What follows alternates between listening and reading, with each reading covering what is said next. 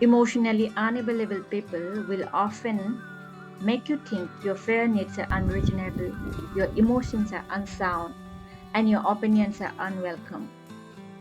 Be wise with who you open your heart to.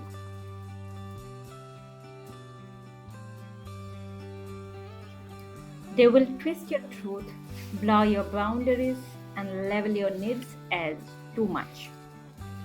But your emotions are valid. Your voice deserves space. Hello. This is the emotional unavailability trap.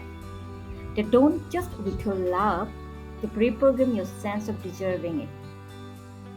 The creeping doubt, am I asking too much? Isn't intuition, it's indoctrination.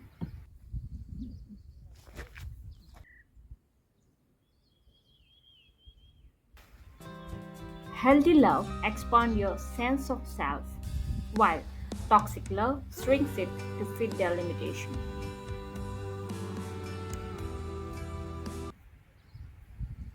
When walking away from an unhealthy relationship, remember two goodbyes are necessary.